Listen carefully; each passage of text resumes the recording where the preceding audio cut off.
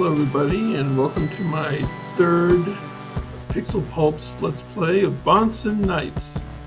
I just need a few minutes to get everybody together from my Discord, and then we'll start off. So just hang tight.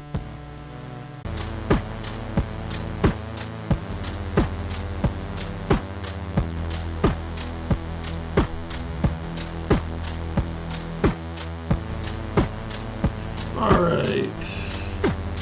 Is everything working right now? My computer froze and I had to restart.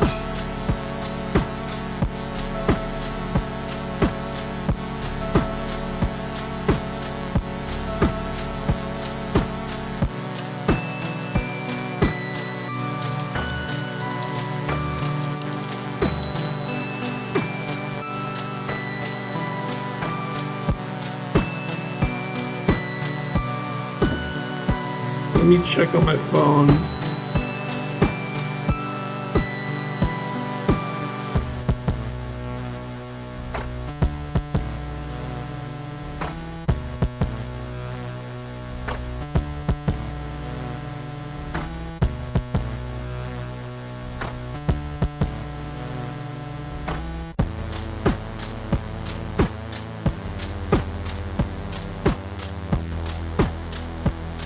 Alright, yeah, I think it's working.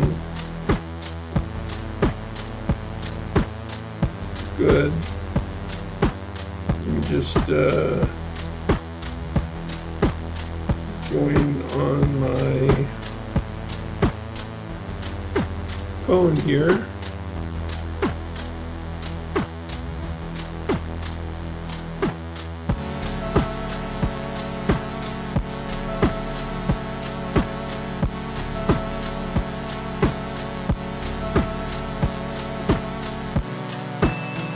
Alright, now let me just check and see if the gameplay's working.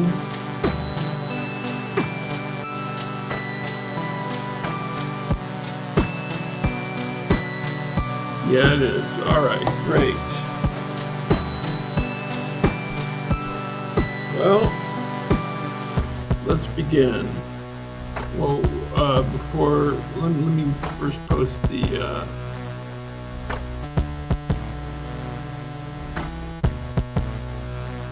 link everywhere.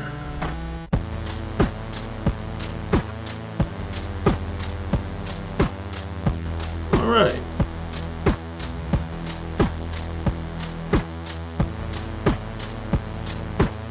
Now then, welcome everybody. This is Bahnsen Knights. It's going to be the third in the trilogy of these Pixel Pulps, and I'm looking forward to playing them, playing this game. Apparently it's a big departure, like I said in my description, from the other two, so it should be pretty unique. So let's give it a try and see how it is, shall we?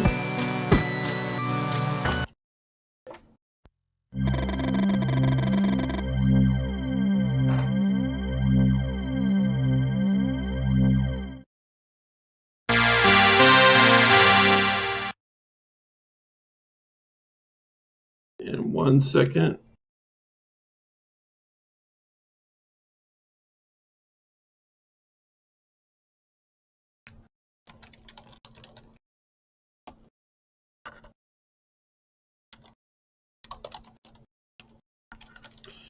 I'm just going to send one more message.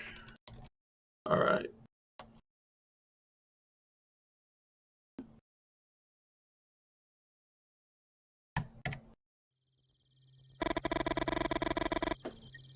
There's something heavy in the air. Some kind of tension. It's not just silence that follows his pauses. It's expectation. The son of a bitch knows how to talk. Dozens of people lined to see Tony's sermon with tears in their eyes. Hey, Wei, how you doing? After each pause, they wait. suspense making their pulses race. And Tony knows it. You notice the way he waits before starting certain lines. How he builds up the crowd's energy and makes the most of every silence. Although you've heard his speeches before, you can't help but notice that there's a certain magnetism in his words. You remember that before his storms, the storms, Tony had been a used car salesman. Okay, thank you. I'm glad the sound mix sounds good. That's always a big worry of mine.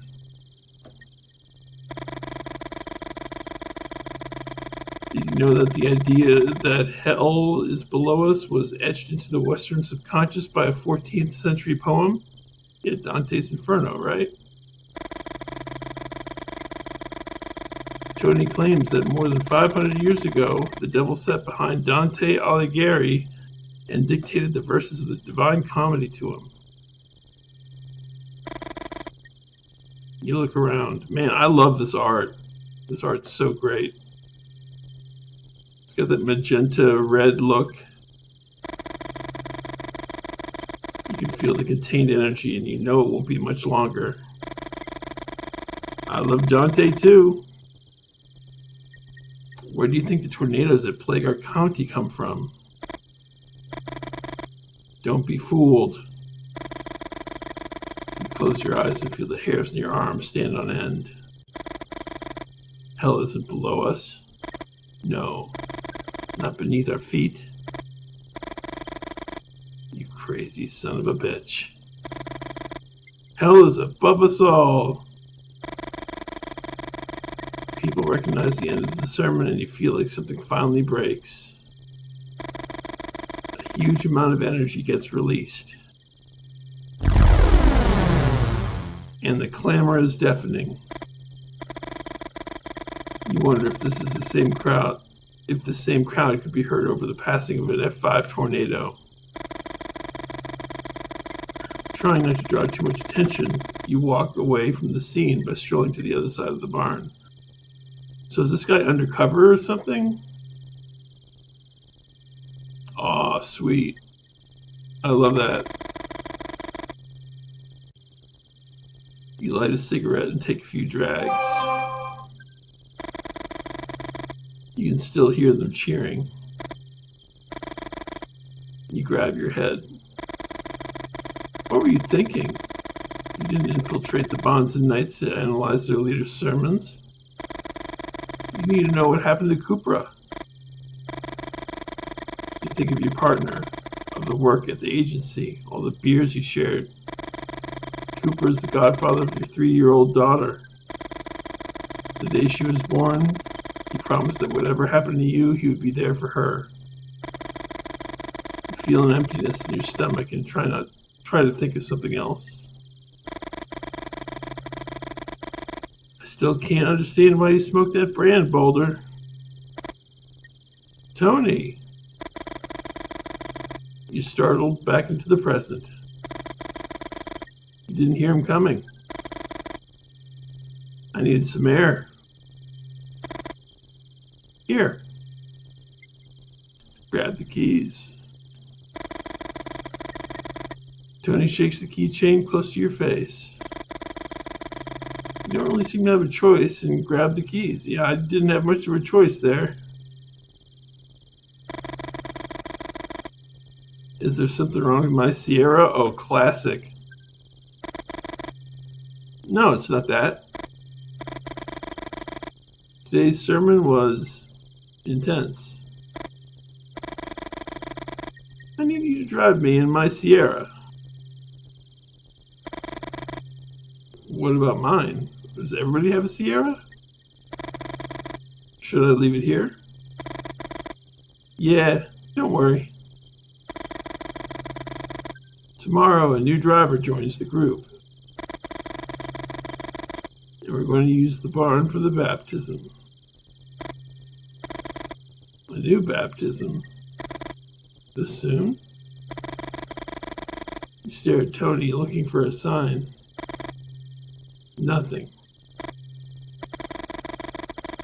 not the first time Tony's had someone drive him in his car, but it's the first time he asked you. Let's hurry before everyone heads out. Walk to Tony's Ford Sierra and get to the driver's seat. Gee, I wonder why they chose Sierra. Just wondering. I'll sit in the back. Need to stretch my legs a bit. You turn the keys and hear the engine roar. Step on it, Boulder. Don't be shy. I just love this art. Why did he ask you to drive him? Of course, yeah, they like mountains.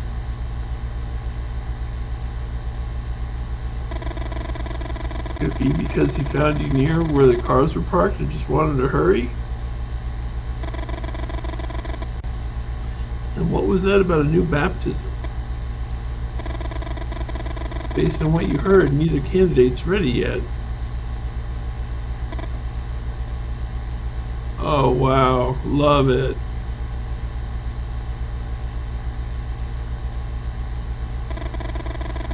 Even though you try to focus on the route, you can't help but think that something is wrong. A doubt forms like a cloud in your mind. What does Tony know?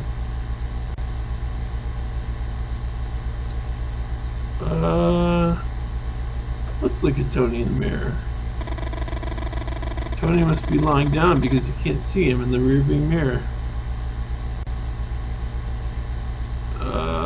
Let's not look over my shoulder because we're driving.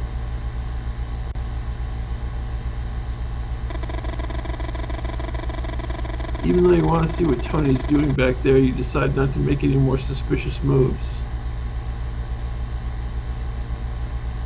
Let's talk to Tony. Tony. We don't have to chat, Boulder. What does he mean? Your hands sweat on the steering wheel. You try to calm down and think. Tony's voice came from behind the passenger seat. Huh.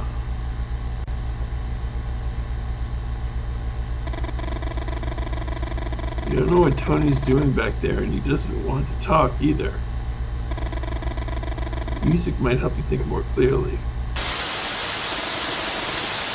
Oh yeah, love this song. You turn on the radio. Static.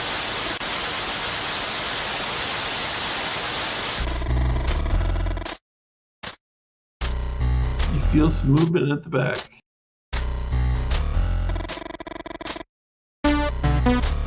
Leave it there. Listen.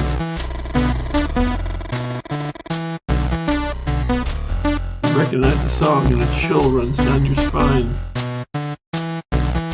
Some Mersbow? I'll do my best.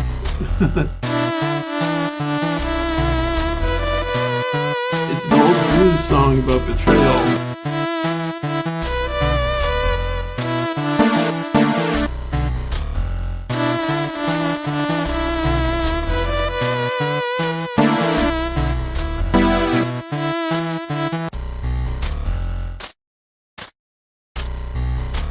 You focus on the song's lyrics and everything falls into place.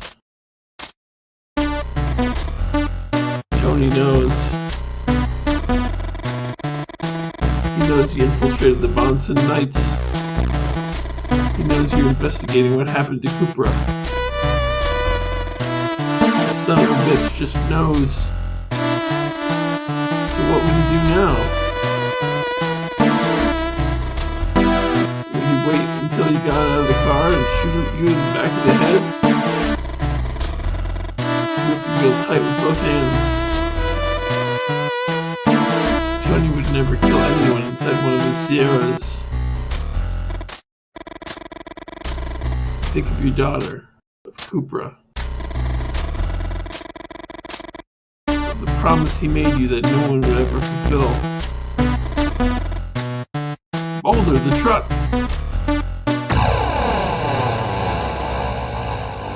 Everything happened too fast. Although Tony wasn't killed instantly, neither of you survived the frontal collision with the truck.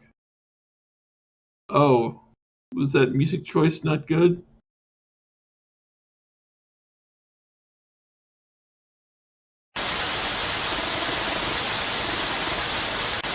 Alright, try 66.6, of course. Someone talking about politics. Not what you're looking for.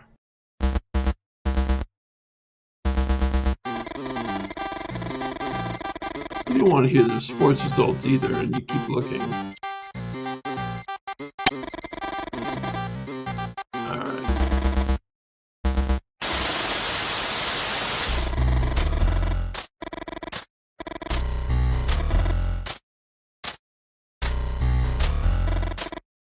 Boulder, what are you doing?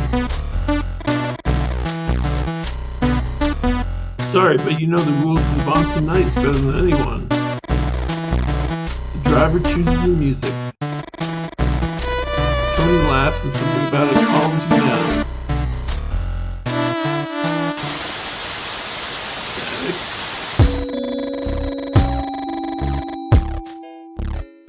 One of your favorite songs comes on, and you let go of the dial. You don't know if it's because of how Tony laughed when you mentioned one of the Bahnsen Knights rules, or because you're listening to the first song you danced to with Ava.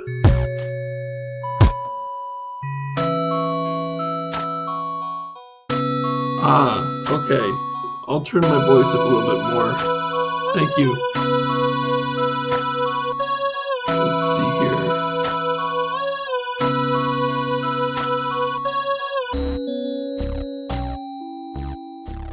How's this? I can't turn my voice up anymore, but I can turn down the music.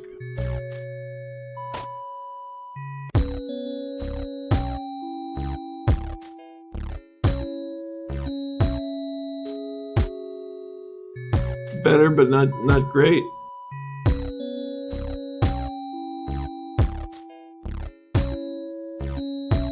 Hold on.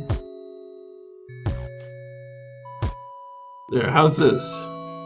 Is this better or is this sufficient? Oh, no, it sounds fine? Okay. Alright, great.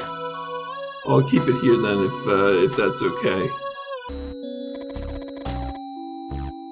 Whatever the reason, you start to calm down. Before you know it, you're singing the song under your breath. Come on, Boulder. Louder. Pumped up by Tony's words, you start singing out loud. When you finish, Tony starts clapping. Listen, tomorrow's an important day for all of us. I moved the baptism of the new driver forward because there's someone who's not going to be sticking around. The others are going to take care of him before going to the bar. Who is Tony talking about? What has this nameless driver done? Will they do to him the same they did to Kupra? Again, this feeling of emptiness in your stomach. But let's focus on the positive. Tomorrow you'll have your first route exorcism. Happy, Boulder? You try to smile. Hide the shaking in your left hand. Now let me obey what they said at the beginning and save the game a little bit. There we go. The rest of the trip you do in silence. You know you'll have to be more careful than ever if you don't want to be discovered. You park near the entrance of the bar, get out, and open Tony's door. Tony slaps you on the shoulder and smiles. The bar's name is Danny?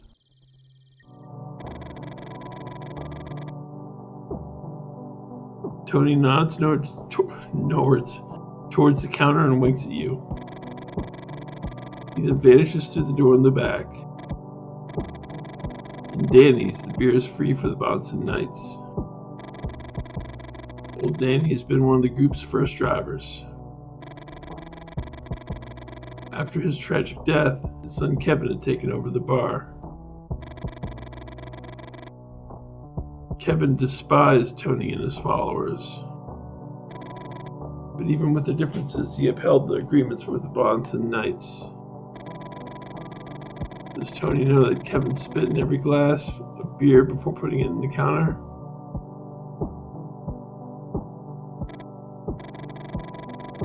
That's a lot of spit though. Here's some swearing to your left and see a group of men walking away from the Glenlivet dartboard.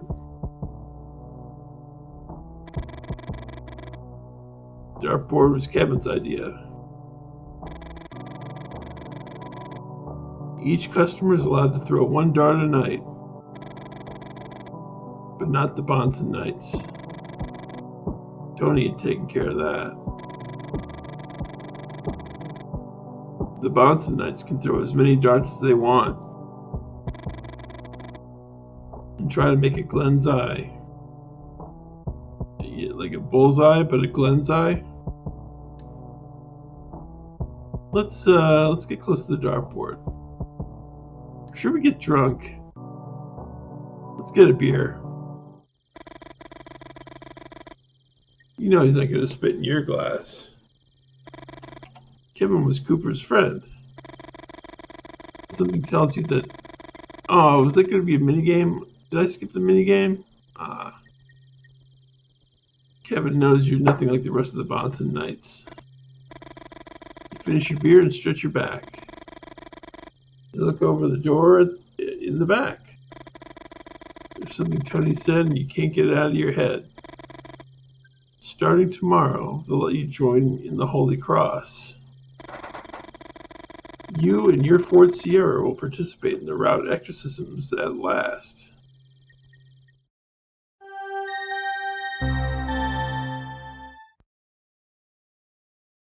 Oh, I wanted to get a Glenn's eye.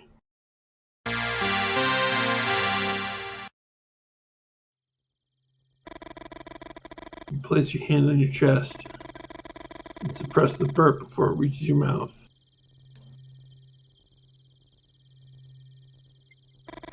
You adjust your seat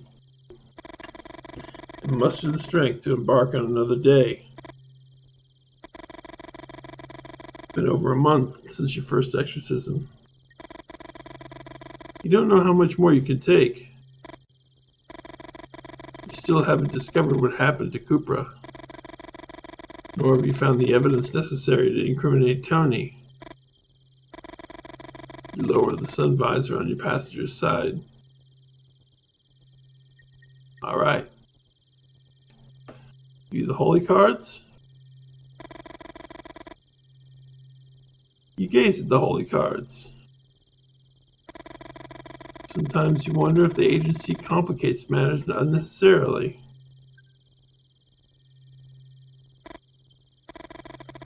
Each saint represents a specific area of investigation, and the holy cards serve as a means to communicate with your handler discreetly.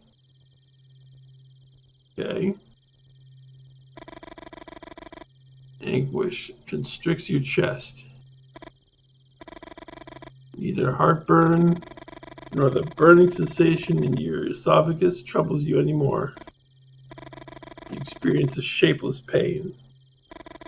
A pain that doesn't cling to the body, but rather to the absence of anything. Ollie. Focus on the drawing, on those marks that still feel close to you, yet are part of a different life.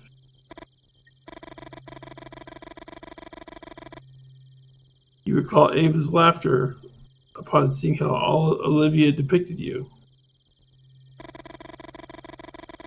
Ava pointed to your belly, and you feigned offense. You would scold her for mocking your child's artistic abilities. Ava would ask you to put Olivia to sleep, giving you a playful wink. You would lull her to sleep, watching her fight the pull of slumber, aware that Ava awaited you in the other room. You shut your eyes and believe you catch a glimpse of them. You start the car, knowing that the road numbs your consciousness. Very cool. Although he is driving in the middle of the road, Cooper once told you that he used to fall asleep listening to a tape of white noise on his Walkman. It helped because white noise encompasses all the frequency audible to humans. The perfect place for those voices that kept him awake to get lost in the crowd. Have you read Poe? Cooper had held Edgar Allan Poe in the highest regard. High regard? And it felt like a personal affront every time you told him that you hadn't read him yet. You glanced at the passenger seat. Would it be enough this time? The idea of using holy cards in the investigation couldn't be more apt. After all, you perceive every communication with your handler as a prayer. You walk with great strides. You remember Ava, how she mimicked the rhythm of your walk and laughed while doing so. There they are. Alright, so Ava is, if I can do my math correct, is 27? And Olivia is 3. It was your handler's idea. When you heard it, it seemed like a bad joke. You couldn't believe what she was proposing. Erecting the fake graves of your wife and daughter in a local cemetery. Fake graves? Your handler said it was perfect as a cover. Your wife and daughter would have been killed in a road accident, which would explain your disregard for life and self-destructive impulses behind the wheel. 2 desirable traits among the Bahnsen Knights. However, the true brilliance of the idea lay elsewhere, and that was to name them after your real wife and daughter. As an undercover agent, you would have no contact with them, and you could harness those genuine feelings of loss to make your cover more convincing. You gaze at your daughter's grave. Jeez. Even though you know no one's buried there, the dates evoke a profound sadness as you avert your eyes. You're aware your handler chose your daughter's grave for the exchange because that reaction is common to most people. It's difficult to confront the death of a child. Alright. So let's remember what each card represents. Wait, let's examine the evidence first. The receipt is for 20 cans of red paint. You know that Tony paints huge crosses on his barns. And although the receipt is not evidence in itself to convict him. Hey Dan, how you doing? It could prove valuable to forensic accountants. Well, that's not very much. Permission to drive after curfew. After the storm season and some security issues that followed the humanitarian crises, the government issued a curfew prohibiting movement, except for those with a special permit. How had Tony managed to get a permit issued in his name?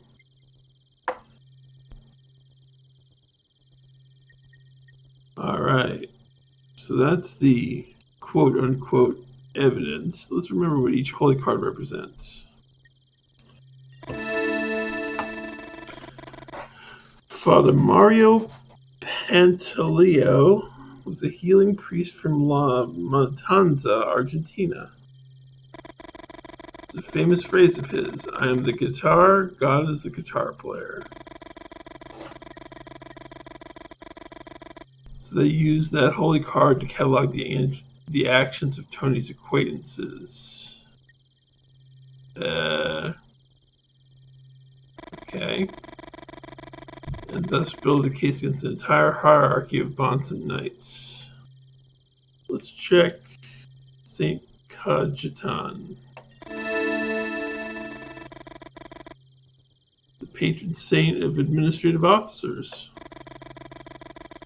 So this holy card is to catalog accounting documentation. That seems pretty apt. Let's check this one. The undoer of knots.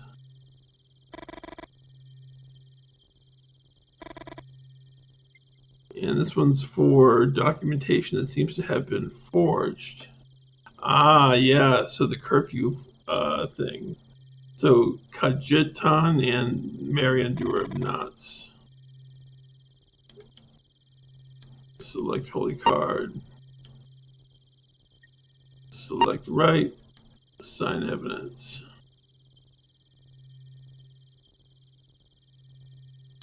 Permission to circulate after curfew.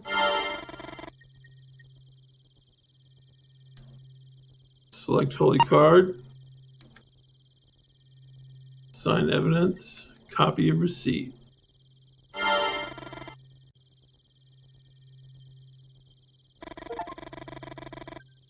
All right, I got it correct.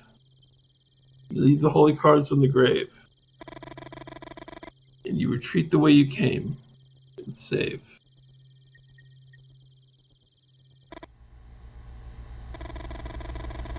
Would the evidence stack up this time? Could you build a case with this new information? How much longer will you endure the Bahnsen Knights? However desperate you are to find out what happened to Cooper, you long to go home. You want to embrace them, kiss them. You miss them so much. You yearn for Olivia to draw you, for Ava to laugh at you, put Olivia to sleep, knowing that Ava's waiting for you in the other room. Oh, what's this? The Sierra gets in front of you, and you manage to break at the last second. Fuck you. Vincent smiles, and you barely stop yourself from stepping out the car to punch his grin off his face. You think of Cupra, and one of the exercises he taught you to survive as an undercover agent. It's a mnemonic trick. You have to imagine a sort of continuum for each person you interact with. Some sort of bar divided into 7 equal parts. What? Follow me, Boulder. You look at Vincent. You can imagine that bar. The beginning of the bar represents full confidence.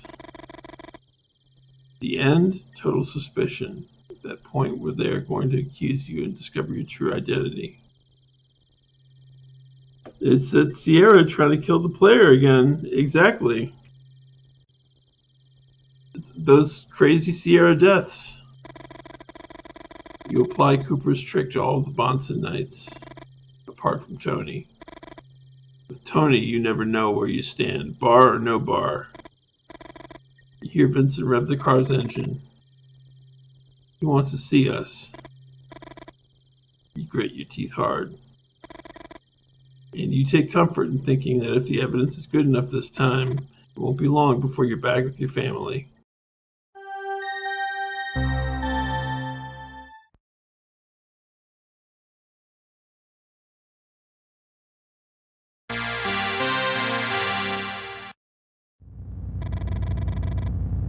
The art is so cool. I love it. There's not much gameplay right now, but man, that art is great. Vincent steps on the gas. And you can't afford to fall behind. The old roadblocks are long gone. Ever since the storm started, everyone, police, firefighters, even FEMA for a while, has been dedicated to the reconstruction effort. Or at least that's what they're trying to do. Resources are scarce. And politics are just never up to the task. In a context like this, with official actors attempting to manage the chaos, paragovernmental organizations emerge. Cooper's mission was to infiltrate and investigate Tony and the Bahnsen Knights, a group that caught the agency's attention due to their growth in the wake of the first tornadoes. Hell on high, Tony's messianic delusion. The agency isn't concerned with the religious ideas of the Bahnsen Knights. The agency is interested in the power they've acquired, economic power, as well as territorial. The road leading to the barn is gravel. And despite bumping your head against the car's roof multiple times, you refuse to let Vincent gain too much distance. Alright. You hit Luca and he falls backwards. He rushes at you brandishing a knife. What the?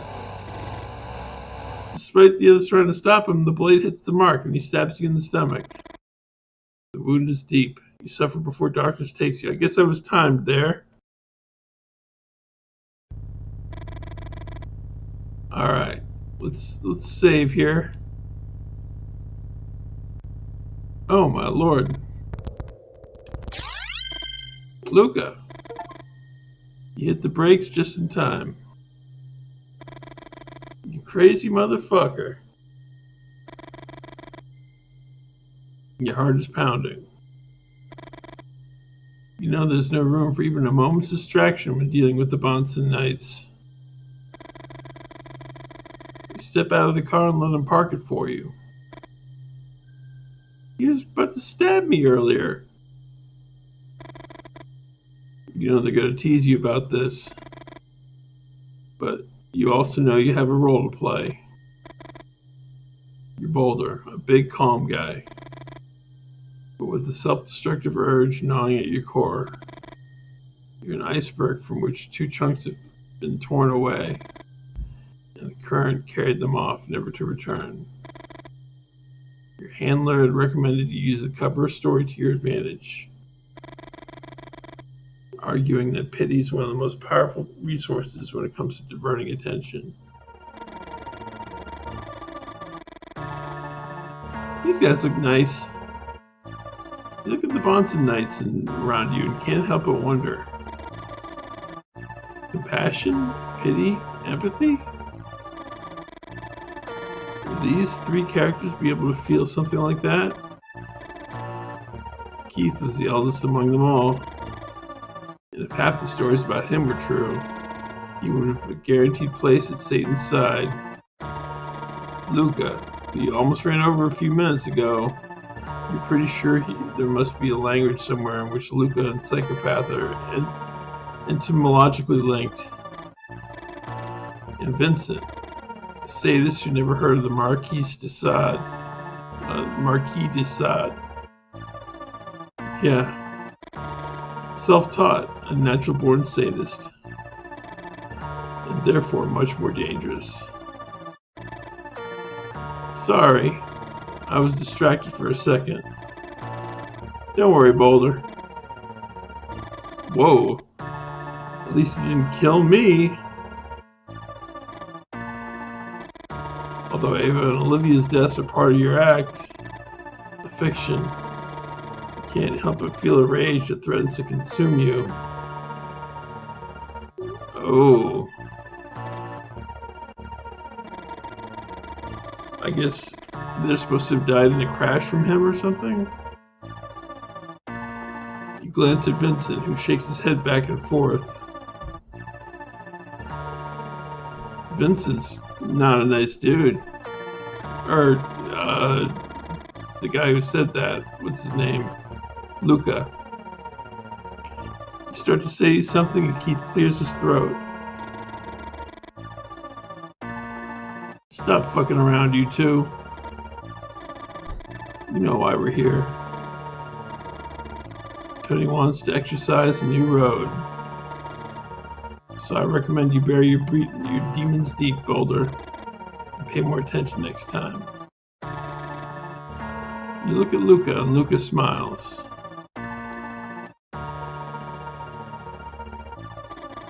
What's up, Boulder? Do you fancy me?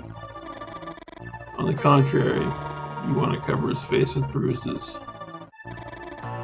Turn his expression into a Rorschach stain.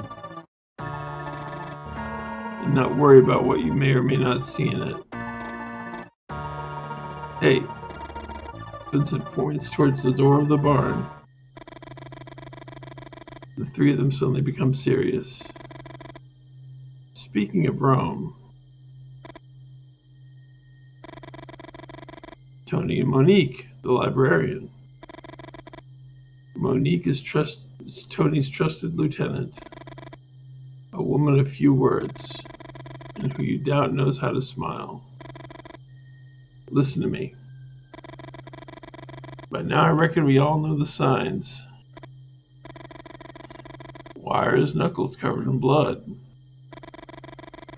A new tornado is approaching our roads, and we're not going to let it pass. Tony goes over everyone's roles in the exorcism. Unconsciously, you position yourself in the outskirts of the group. Do these guys really think they can influence the path of a tornado? Boulder, listen to me. Today you go first. But Tony. Tony looks Luca in the eye and Luca looks down. Fine then? You nod. What are you waiting for? You run to the Sierra, but before you can get in, you steal a glance at the barn. What was Tony doing in there? And whose blood did he wipe off his knuckles? You mark the position of the barn on the map. As soon as you had the chance, you go back to investigate. New exorcism on the road. And this was the first time you'd be out in front. The most important position in the formation, for which you need the total confidence of the rest of the drivers.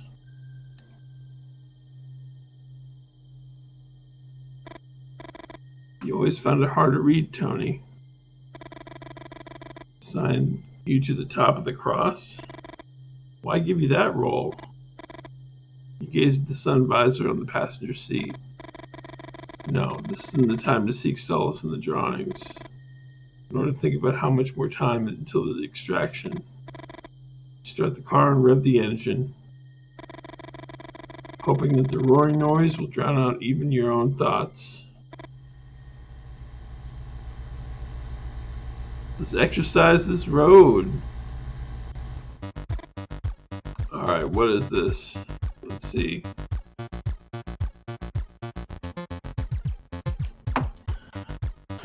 Alright. There's a tornado, there's left and right arrows, and there's a timer.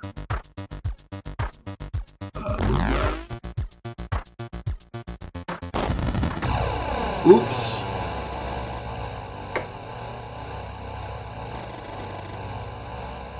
Uh-oh.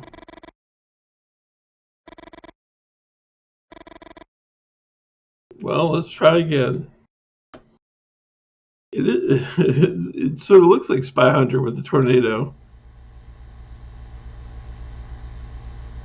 I'm not ready to be in front of the Holy Cross? No, let's exercise the road.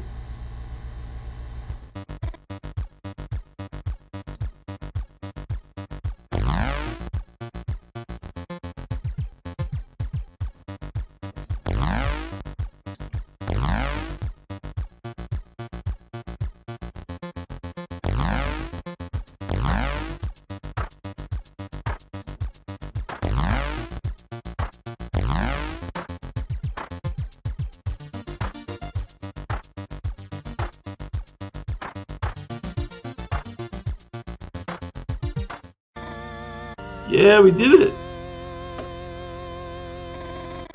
The tornado weakens. Let's save.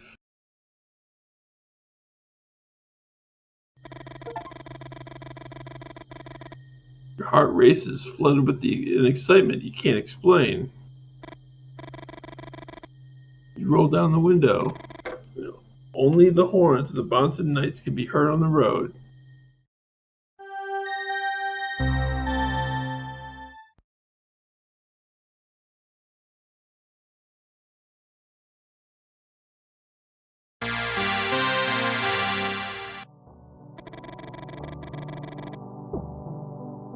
Oh, I think I noticed a drunkometer.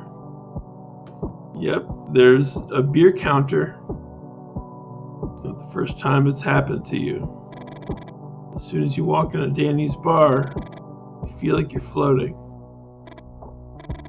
Like you can see yourself from the outside, and you're someone else. Look who's here. The illusion soon shatters. You try to smile and return the greeting.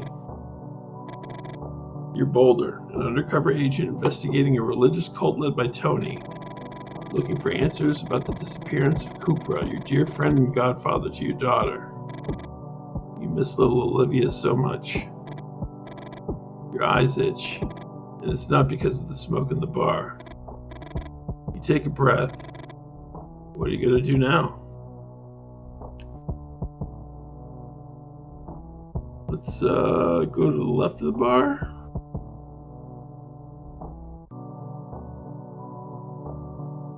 Go to the dartboard.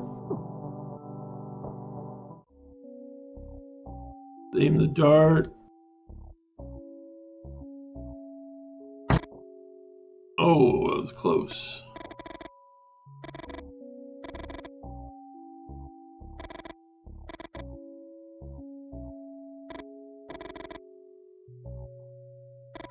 Pour a shot into your eye? Jeez. You don't have to worry about aiming and visualizing an imaginary crosshair. All of those are just mind games. Crutches the imagination. What you need to do is listen to your body. The body knows, Boulder. Let's throw another dart.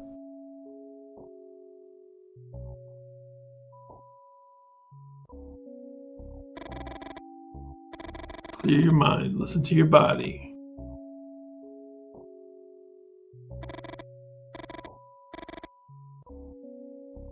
Maybe I need to just listen to my body.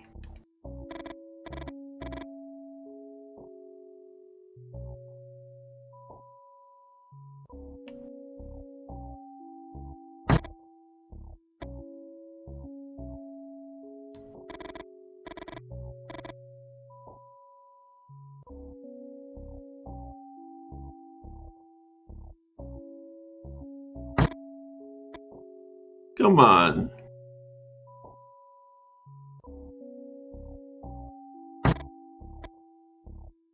There's no way.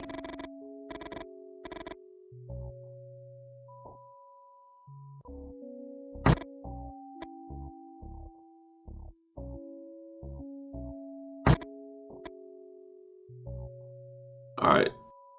Enough of this craziness. Takes me back to my days yeah. You used to play darts in the bar? I've never played darts before at a bar. It seems kind of fun. Seems like it would be fun, although not.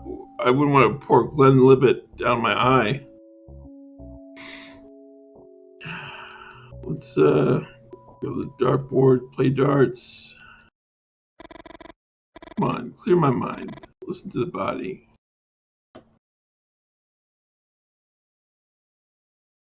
Aim dart. Back. Is the thing in the bottom right supposed to be something?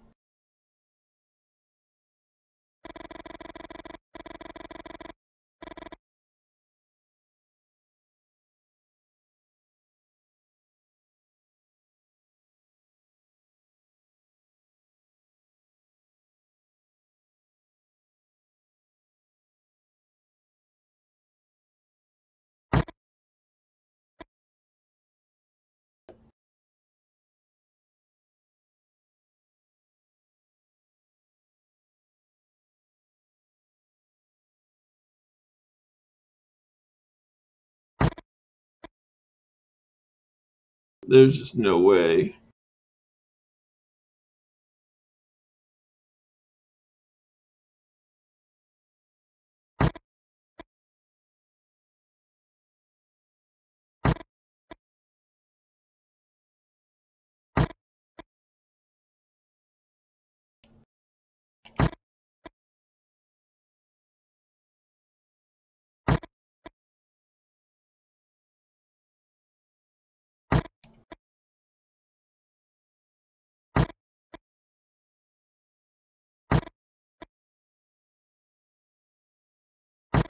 All right, I'm not gonna do this. Let's go to the Bahnsen Knights. Sit down, Boulder. There's a deck if you want to try. Oh, is this another mini game? Luca has the record. Another solitaire game. Let's talk to Monique. Monique looks ahead. You wonder what she's thinking about. At the moment, you can't think of anything to say to her. All right. Talk to Vincent. Seems you want to make conversation, Boulder. I can tell you I wear them because the smoke irritates my eyes, or because drinking makes them red. Could be because I don't want anybody to see me as I am, and I hide behind them. Or I could tell you the story from when I was a kid. Why not? Two of my neighbors, a few years older than me, they invented this game.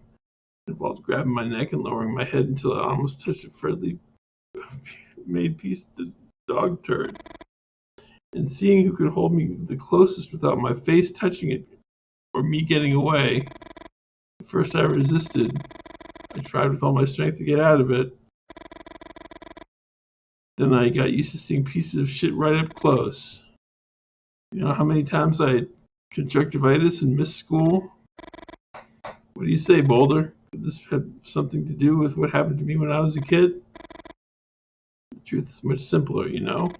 The glasses look fucking good on me. Okay, great.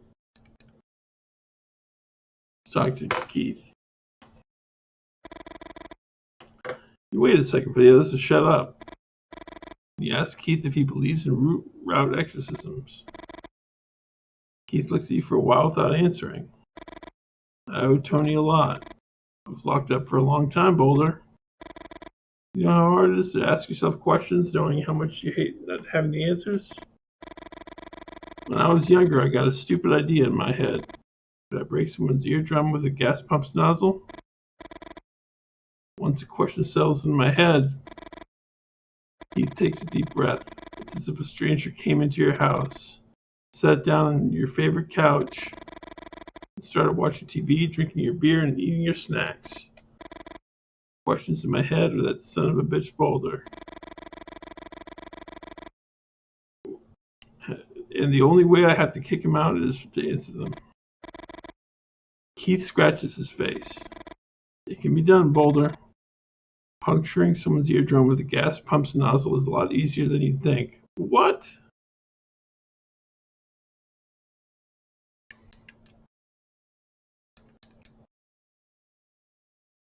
Alright. I don't understand how you killed your family. You have good reflexes.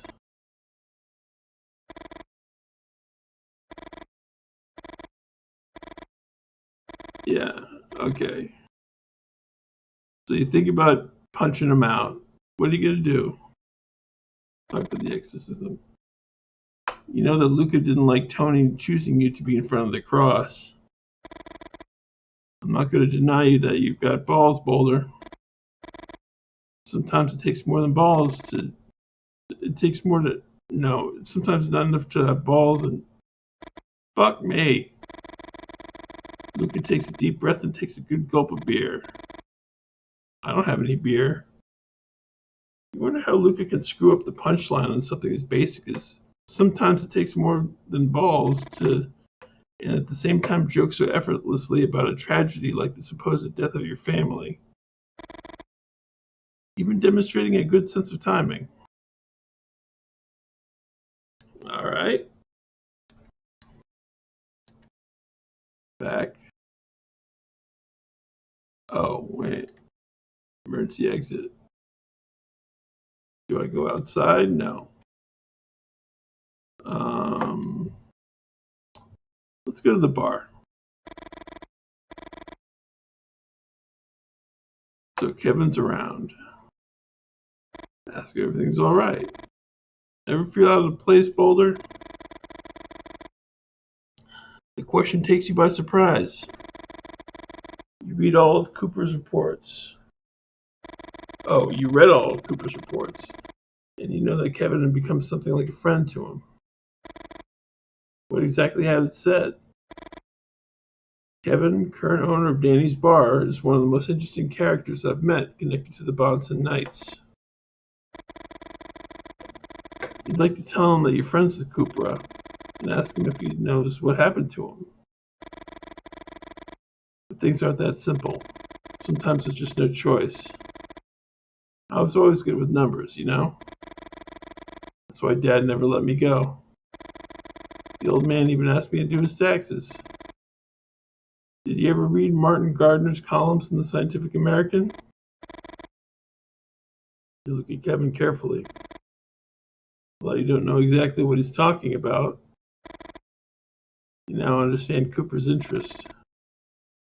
First one I ever read was recommended to me by a customer. I was 15, waiting tables. This one guy couldn't make up his mind what to order. He asked for one thing and then instantly regretted it, changed to something else. Thought maybe he didn't have enough money. I ran him through the menu again, including combinations of stuff I figured he might like, given what he'd already asked for. And in my head, I calculated the right price for all these made-up dishes. The guy just stared at me and told me to bring whatever I wanted. He left me a hell of a tip and a copy of Scientific American. On the cover he wrote, "Read the mathematical games column. You'll enjoy it." You know how many times I thought about getting the hell out of this place? But I couldn't leave Dad on his own. Dad got me a subscription to the Scientific American and later signed me up to his correspondence writing course.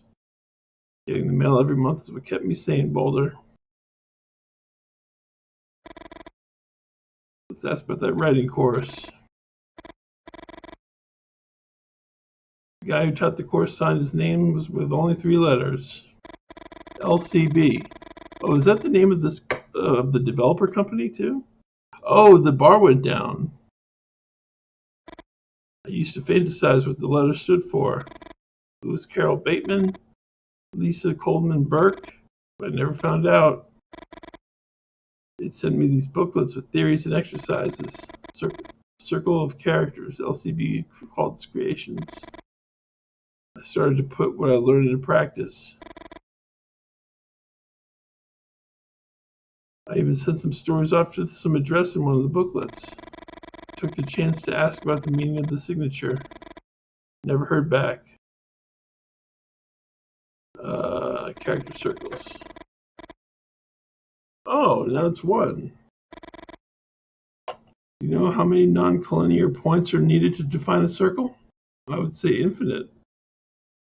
Right?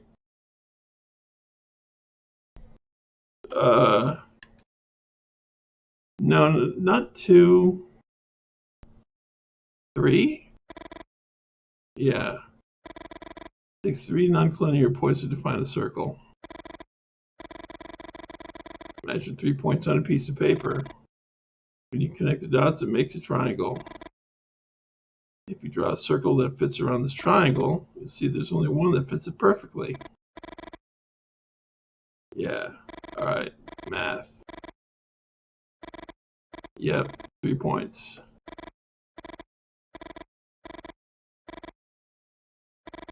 Oh my lord. That's a lot about non-collinear points. The guy in the suit used to come to the bar. He didn't talk much. He'd read the newspaper and have nothing but coffee for breakfast. I never figured it, but the first time he came, I figured he was FBI. One of the LCB exercises was about that, observing someone and imagining 3 stories that define them. The stories outline a character circle. Want to hear the FBI Coffee Guy's 3 stories? Not particularly, but I guess it helps. Maybe another night. Okay.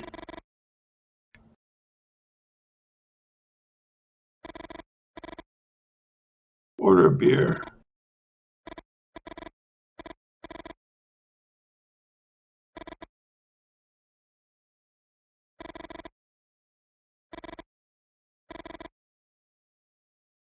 All right.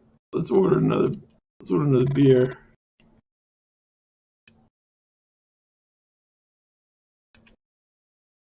We're gonna order some beer. Order a third beer. Back. We got 3 beers. That's good. 4 beers. Back. Right at the bar. Well, this bar is big. Maybe if I'm drunk and I try to go to the dartboard, it's different. Get close to the dartboard. Play darts. All right. Aim dart. Whoa. Nope. Okay. Emergency exit. Go outside. Take a deep breath. How much longer are you going to resist?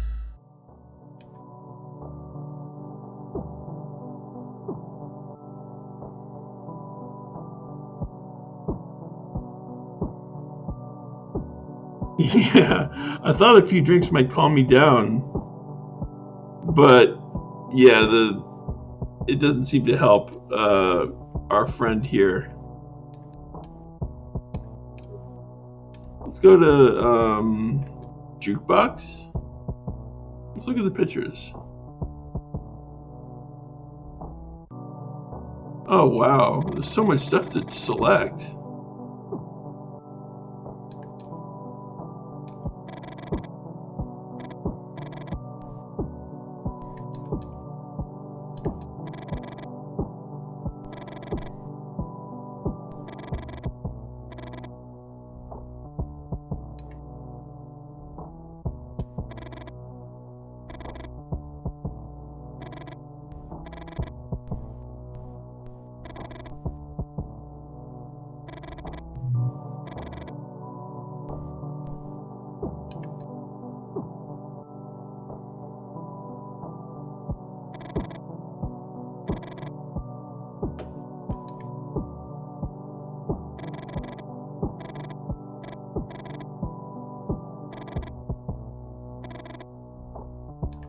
All right, yeah. Let's listen to the jukebox. Check the jukebox singles. Lady Love Dies.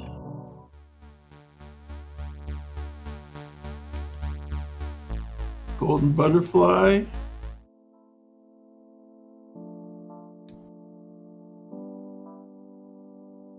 LTISY. Letizzy.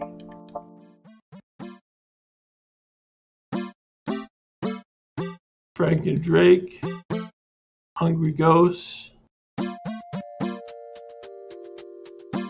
Okay. Let's listen to this one. I like Letizzy.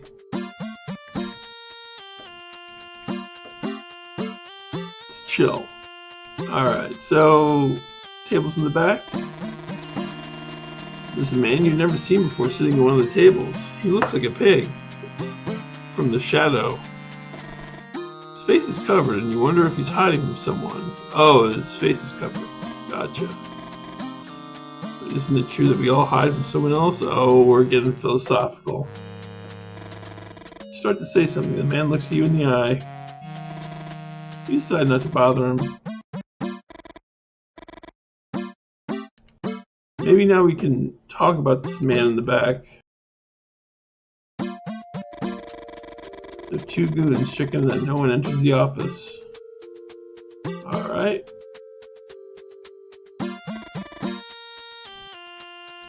Tables in the back. No, I want to talk to get back. Bar. Ask about the goons outside Tony's office. Kevin says nothing. You remember Cooper's technique, the imaginary bar. Maybe if you get Kevin... Well, Kevin does trust me.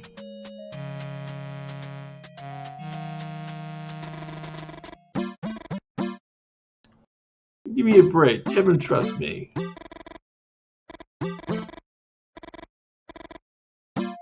Oh, give me a break.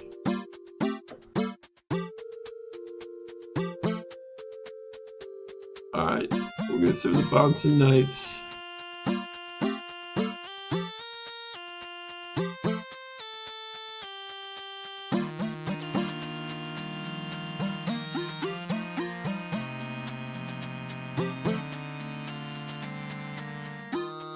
Wow, okay, I guess we can't talk.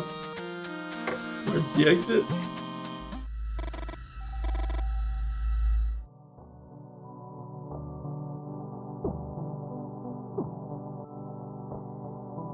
Back.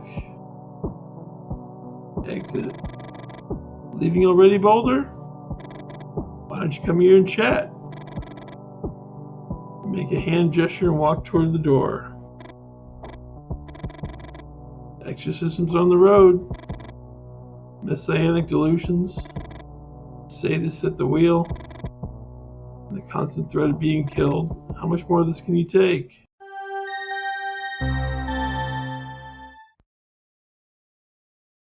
I kind of like that. You just sort of hang out at the bar.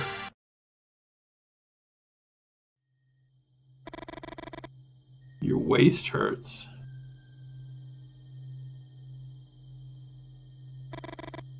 Feel a burning near your esophagus. And the onset of a cramp in your left leg. You try to remember happier times. Times when you awoke differently. Ava used to rise before you. First thing that would greet you was the aroma of coffee wafting from the kitchen. After a while, she'd enter the room with 2 steaming cups. She'd set them on the bedside table and place a kiss on your lips. The coffee would stop steaming and cool on the table. Neither of you would particularly mind. Years later, Olivia would arrive, and the mornings would be different. Not better or worse, just different. Suddenly, breathing becomes a struggle. A profound sense of loss engulfs you. Man, he's real emo. It's as if Ava and Olivia were no longer there. It's as if the accident had really happened, and you can never see them again. You shake your head. How much did you drink last night? Whoever left you the note had done a good job. The fact that they did it without you noticing bothers you. You step out of the car and the morning's chill takes you by surprise. Mile 54. Think about the graphology classes at the agency. The meaning entwined within each stroke. Yet beyond any theoretical discourse, you recognize the center of the message. Could it be actual evidence? You look around you. The cars of the Bahnsen Knights rest like cattle in the field, before the circadian rhythms kick in. Alright. Of all the Bahnsen Knights, Monique is the one with whom you find it hardest to strike up a conversation. You're not surprised. You're never good at talking to women. Think of Ava. If it wasn't for her, you two would never have had a first date.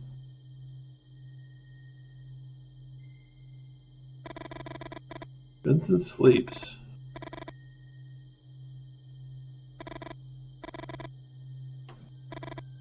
You remember the glasses story. Is it true?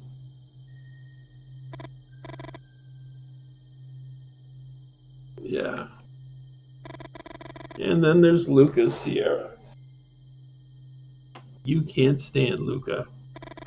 His attitudes, the way he talks to people, that giggling. You remember your high school years, where unfortunately you crossed paths with several people like him. You don't want to wake anyone up. Last thing you need is for any of these sociopaths to tail you. And you only start the engine when you figure you're good and far down the road. Mile 54. What's Tony after at mile 54? Oh, so it's Tony. Your stomach grumbles, and a gloomy thought crosses your mind. What if this is your last shot at breakfast? You try to think of the Bahnsen Knights territory, of the number of barns with that giant red cross slapped on the wall. What would all this look like from above? Cooper was always good about the gap between a map and its territory. Ooh, diner. And he'd shake his head when you said you still hadn't picked up Borges despite his prodding. You order black coffee, eggs, and bacon. If this is your last breakfast, you won't be missing out on anything.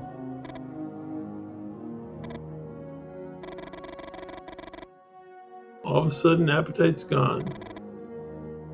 You drop your fork on your plate and wonder if it maybe had been better never having tasted happiness in life. You feel dampness in your eyes. Man, he's really emo. And the quiver in your hands. Happiness, that's the worst drug. Withdrawal hits harder than a freight train. You just want to head back home. You wish all this to be over. How much longer are you going to hold out? Cooper had it figured. More than a few times he'd yammered about the time of being the biggest foe for an undercover agent. What was that line he just couldn't quit repeating? Reality's just an illusion we've gotten used to. What the? The evidence we left is no longer there. The three holy cards are Father Mario. Yeah. We check those out. Along with these holy cards, find two new ones. Our Lady of Health and Saint Expeditus. Fucking hell. You bend down to pick them up and you feel a great sense of helplessness. What on earth is your handler looking for? More evidence that Tony's a son of a bitch? Isn't it enough to know that Cooper's gone? And Cooper, did he find anything? Or had he simply been discovered? Your head's spinning, and you try to concentrate, almost as if nature was giving you a sign. Spot the shadows slipping away under the light of the midday sun. It's time. The road meanders gently as you think of Ava. How she'd sway to her jam all graceful and free. It's a stone's throw away now, and you ease off the gas. And there it is, finally. Thought you weren't showing up? You smile. You never considered that option. Here we are, at mile 54. And it ain't just us who've crossed paths at this point, huh? You familiar with the backstory of the Bahnsen Knights? You'd like to tell them yes, to spill that you're an undercover agent. And there's a fat file about it back at the agency. You buy a ticket to see the look on his face. Ask him about your partner, but you just shake your head. Hold on a second. I guarantee it's going to be worth your while. Back in '83, there was, that's when I was born. There was a curious happening. 2 F5 tornadoes nailed the heart of the county at the same time. Remember what they blabbered about the paths on TV? It's tough for you to admit, but it only took him 2 sentences to hook you. You remained silent and let him continue telling his story. I was working as a used car salesman back then. My town took the biggest punch. One tornado slashed it south to north. Later, another one swept southwest to northeast. This way, like a cross. Got saved by a fluke. Tony takes a pause. Town was pretty much wiped out. Yeah, tornadoes are scary stuff. And I've never seen one up close, and I never want to. My boss was a son of a bitch. Mark Fisher. You scour your memory for the name popping up in the agency dossier. And I ain't just tossing that out. You know what Monique says about adjectives, right? You don't. But you're glad to have a new topic of conversation with the librarian. Anyway, Mark owed me commission for my last sales. He knew I needed that cash, but he didn't give a damn. Oh yeah, they come in Ohio, yeah. Wow. That must have been scary. Sifting through the debris, clinging to the hope of scooping up anything. I found nothing. Cash box was busted open. Never found out who swiped the money. It wasn't Mark. He died in the storms. Something snapped at me. I started tearing everything apart. Like a third tornado ripping through the damn offices. I must have caught the glint of metal. Behind the picture frame was a key and a legend. Mile 54. I figured Mark had other stuff going on. So without thinking too much, I left the office. I started looking for Mile 54. You got any clue how many Mile 54 markers litter this county? You shake your head and Tony grins. Started off with the closest one. I didn't find anything. Kept at it, and after a while, landed in this spot.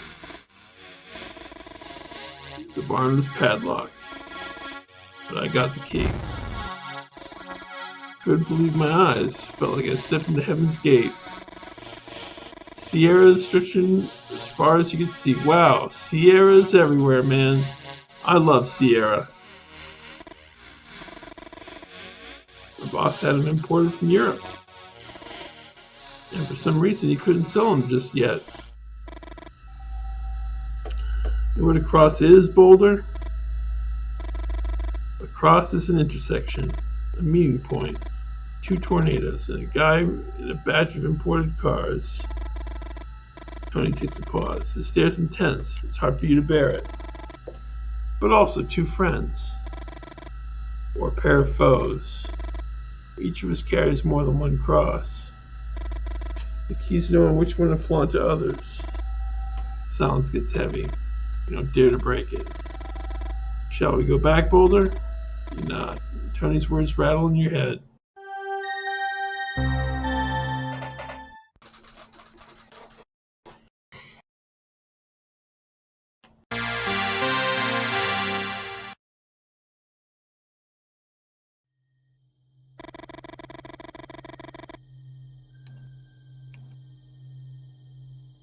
Feel the heat under the weight of your body. And it brings to mind those cats lounging on parked car hoods. Used to think they did it to ward off the chill. But Cooper had told you that the real reason was different. Cats perch on car hoods to protect themselves from stray dogs. What are you thinking about? Say Tony's sermons. And you're buying his bullshit? Raise your chin in his direction. It's lame to answer a question with a question, Boulder. Here, he clears his throat, spits on the asphalt. You know that saliva could stimulate soft tissue repair? And that can accelerate healing? Vincent looks at his arm for a few seconds. The little I remember from school. I dropped out at 15. I'd lock myself in my room and cut myself near my elbow. Then I'd spit on the wound and stare at it for hours. It sounds interesting.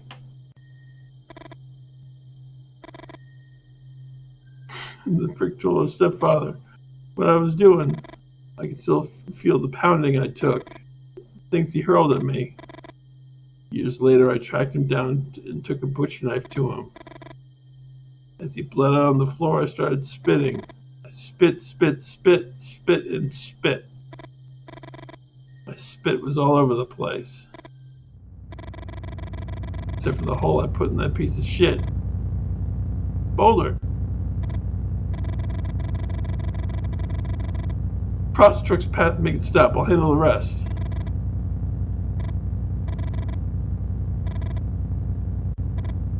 Alright. You slam the pedal. Try not to get left behind. Hey!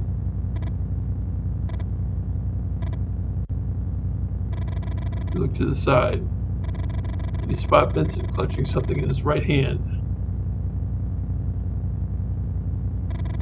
Oh boy, shotgun? You have a bad feeling about this. Spy hunter view. The truck driver seems to suspect something, and he's driving at full speed. It's going to be hard for you to overtake him and cross your car in front of him to force him to stop, especially given the oncoming traffic. Hit the gas. Steer right. Steer left. Steer right. Hit the gas. Steer left.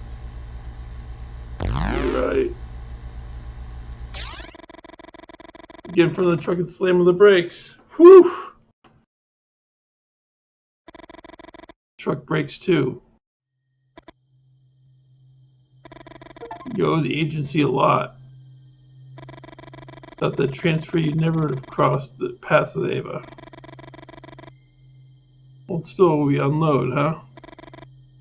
And Olivia wouldn't exist. Man, he is obsessed with Ava and Olivia. When you were transferred, the agency had taken care of everything. They'd hired a truck to move you across country. Your father passed away not long before, and you'd made the decision to sell the house. Nearly everything there had belonged to him. Don't worry, won't be long now. Boxes and boxes from a past that would never return. Cooper had been there, and he helped you unload them. You know what? I'm not worried about you talking. The trucker scans left and right, because you'll be sipping through a straw for at least a year.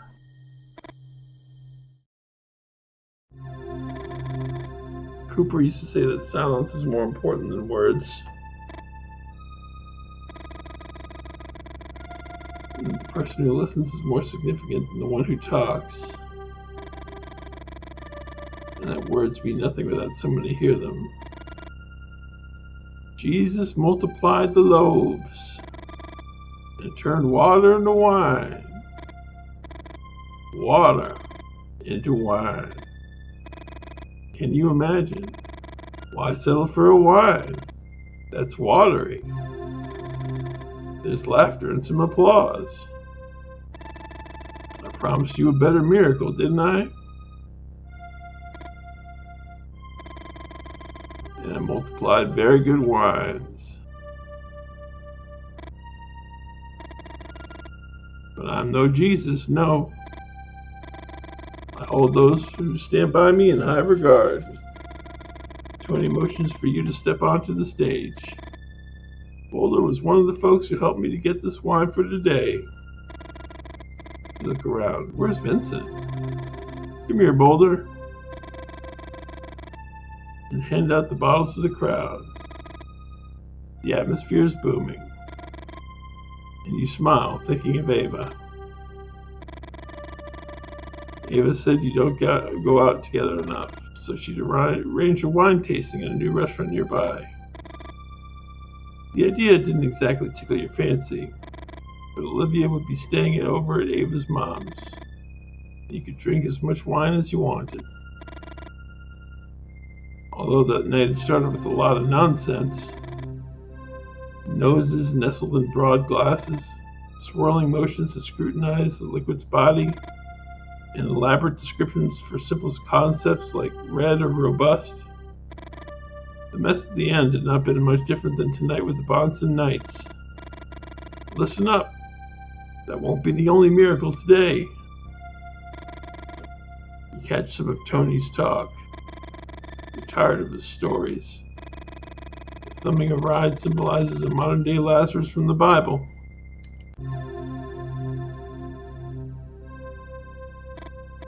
You'd rather be back home. Who embodies Jesus in this scenario? Hugging Ava, playing with Olivia, the car or its driver. What the fuck is Tony blabbering about? Uh-oh. And who's the poor bastard the Falcon twins are hauling on stage? The man can barely stand. Could the twins have done that to him? The Falcon twins, what an odd pair of Bahnsen Knights. Two bodybuilders who lost everything to the tornadoes, and for whom Tony set up a gym in one of the barns. Tony glances to the side and gestures toward the siblings. Allow me to introduce you to someone. Would this be our modern-day Lazarus? It starts as a murmur. Oh, is this the truck driver? Lazarus. Lazarus. That's the problem with writers, Lou. Oh, is this the writer from the earlier games? They just don't listen to people. You really think there's nothing to tell here, you son of a bitch? Lou chuckles, the laughter fading into a dry cough. Yeah, that's Lou from the other two games.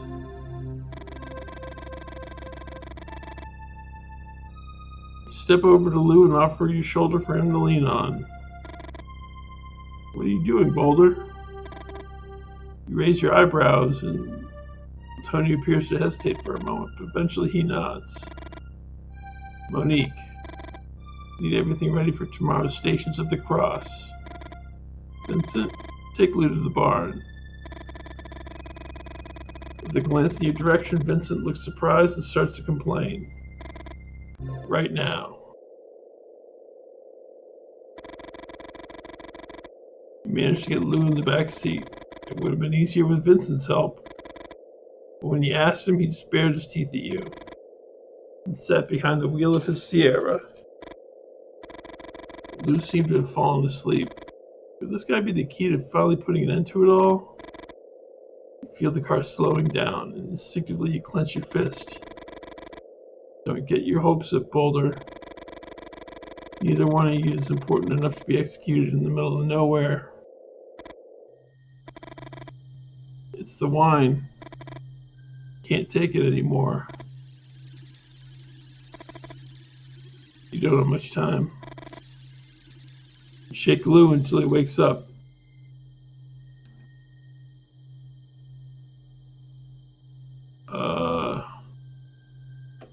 Okay, we don't have much time. I don't think the second one's important.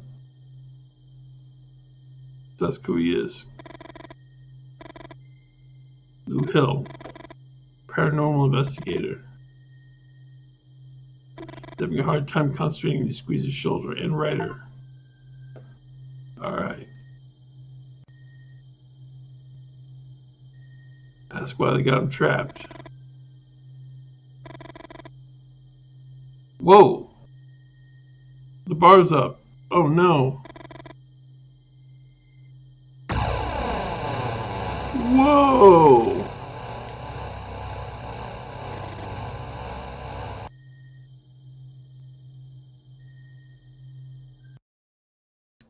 Alright, let's ask why they got him trapped.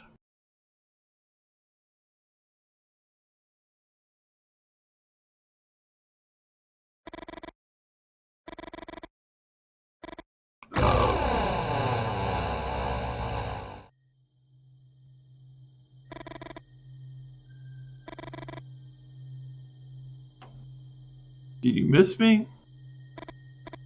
Hey, wipe that expression off your face, Boulder. You leave Lou in the barn and meet the others at Danny's. You smirk, but deep down you know your time is running out. One way or another, all this has to come to an end.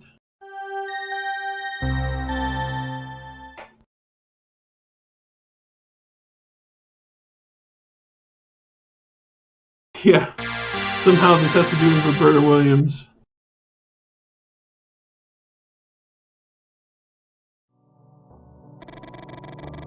You enter the bar with a knot in your stomach. You feel that Tony's entering a spiral of madness that is dragging all the Bahnsen Knights down. I like how we go to the bar every now and then.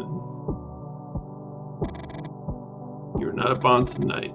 You take a deep breath and cling to images of your other life. Something tells you you don't have much time left. And maybe this is your last night to look for new evidence at the bar. Alright, let's look for evidence. First, let's get close to the dartboard. Play the darts.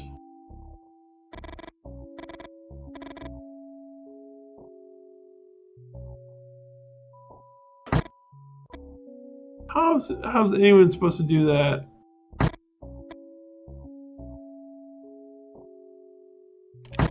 Oh, did I do it? Come on, I did it!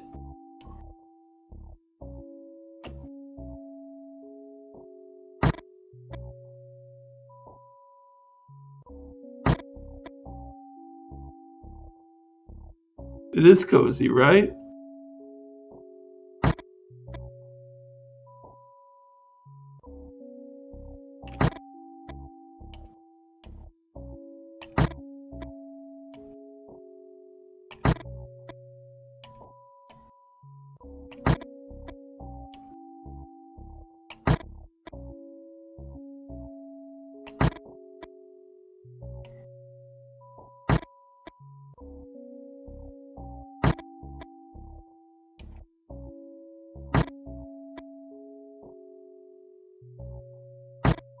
Alright, I give up.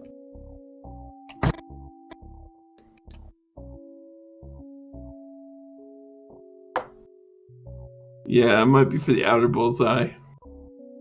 I'm so frustrated. I feel like I got that. Alright, let's talk with the Bahnsen Knights. Hey, Monique. Why are you asking me? Tony mentioned it. Tony believes in the power of the verb, and that's why his whole speech is religious. Religions speak of the verb because they believe in the true mystery of being resides in change, in transmutation. Things do not simply be, they are transformed. This allows them to divide existence into states, up and down, life and death, heaven and hell. The verb is change, and to control the verb is to arrogate to oneself the possibility of that change. Those who control the verb control the state of things. The adjective is something else. This table is round or square. Does it really matter? Is it a table after all? A place to rest our glasses and get together and talk? This is a whole bunch of hullabaloo.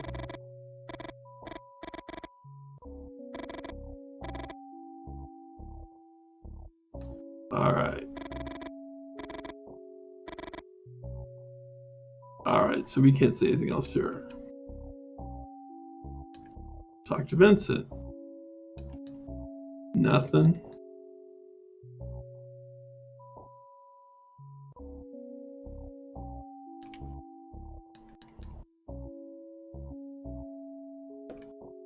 Nothing.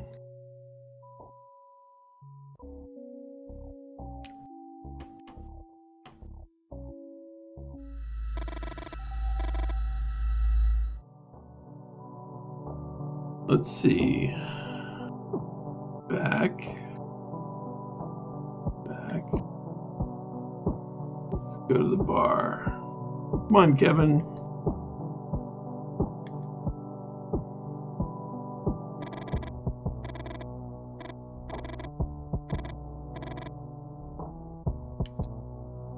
Order a beer.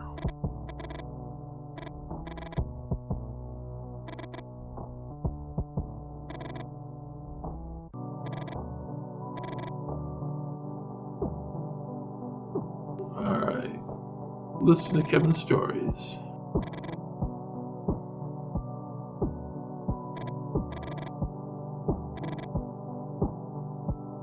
The ascent, the ones above, and the fall. I'm not even gonna read this. I'm just gonna scroll it.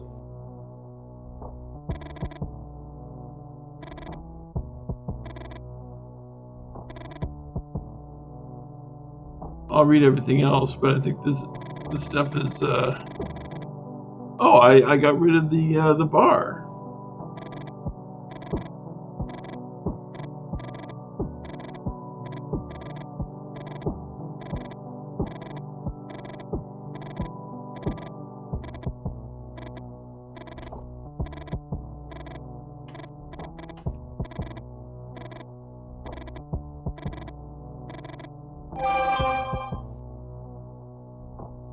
All right. Those above.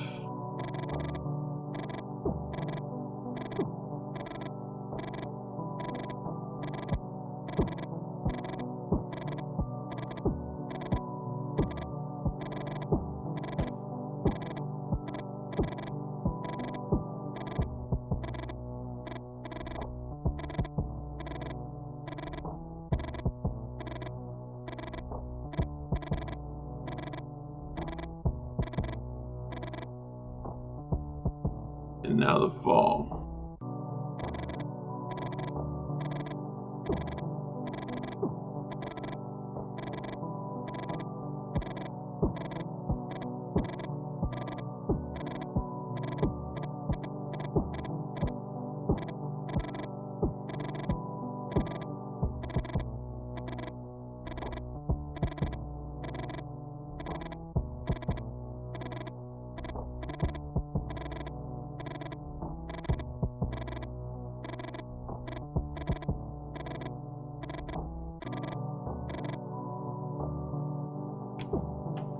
All right, now tell me about the goons in Tony's office. Kevin looks at you and smiles. Attention, everyone. He rings a bell and announces the next round is on the house. The goons approach the bar. Oh, hell yeah. Now's your chance. Enter. You don't have much time. Okay. This is big.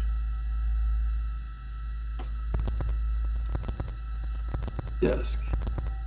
Open. Next compartment. Open. Close. Next compartment. Open. Close.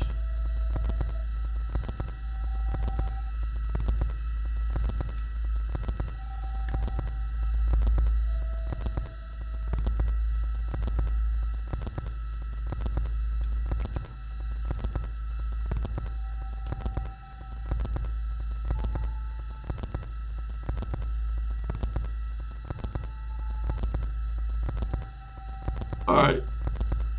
Exit. Exit. I did close all the compartments.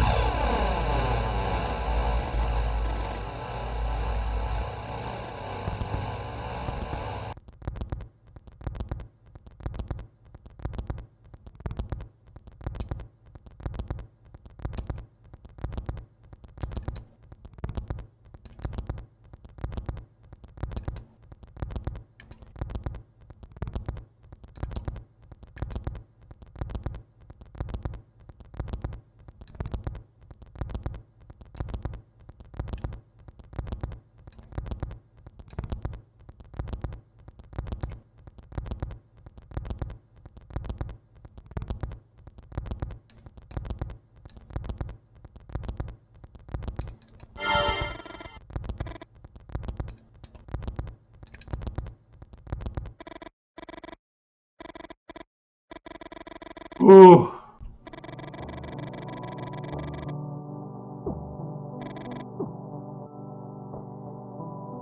Oh my god, that was intense.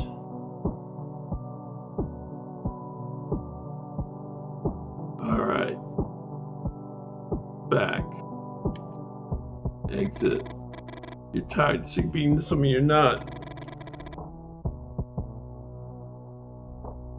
You need to get out of here. You barely even care that you're having fun.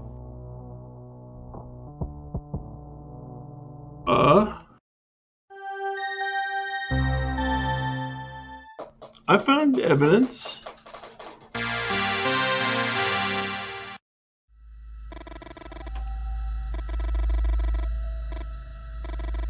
When you were a kid, you shared a room with your two brothers.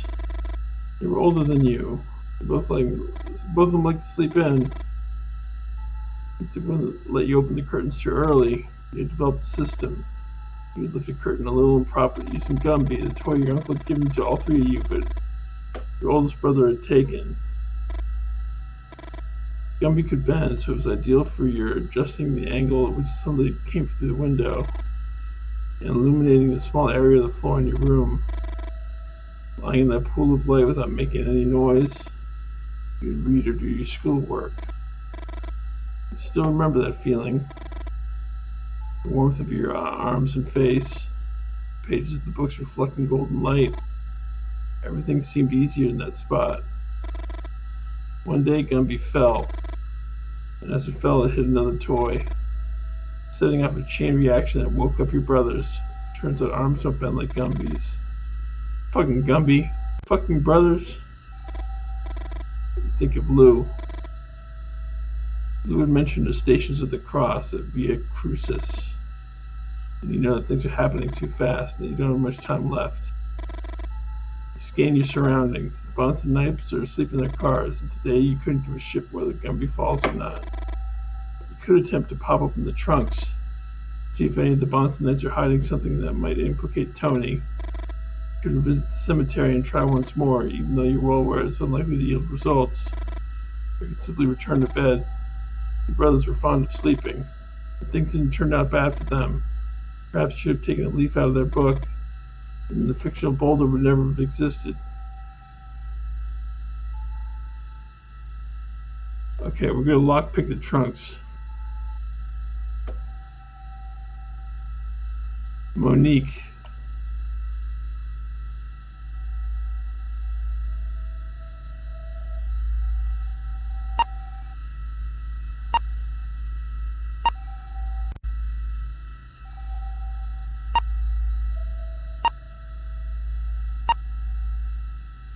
I don't know how to do this. Try to open the trunk, but it's still locked. You notice movement up ahead.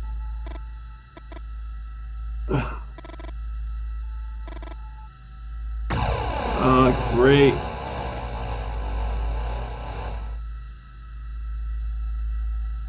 Try to lockpick the trunks.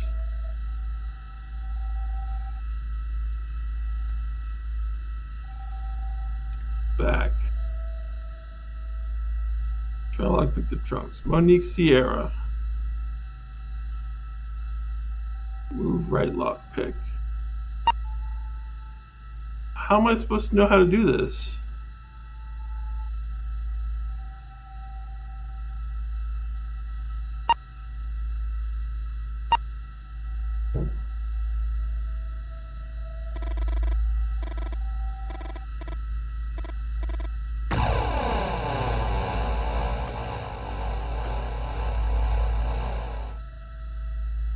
Alright, hold on a sec. Check map. Let's go to the X from the barn.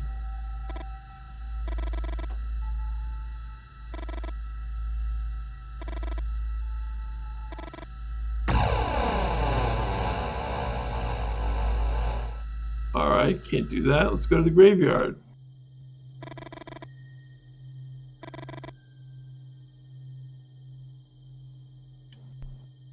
Property deed.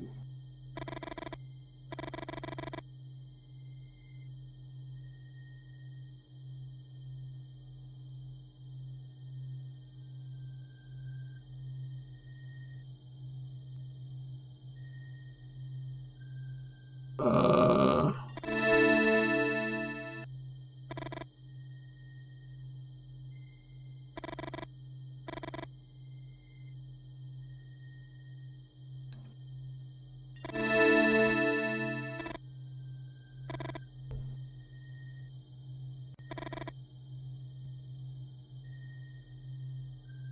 let's see.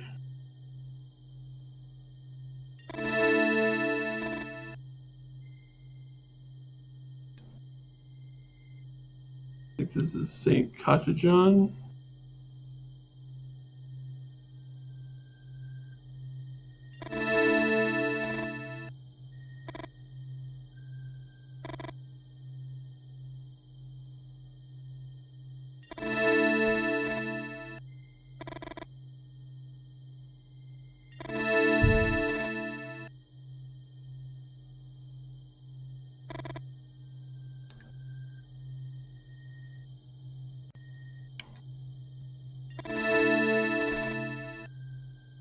All right. Can't get out of this menu now.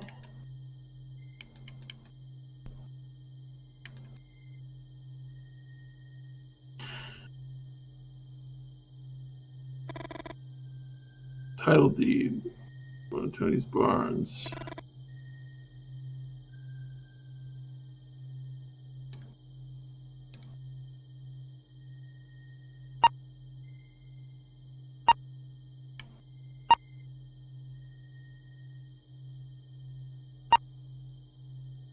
All right.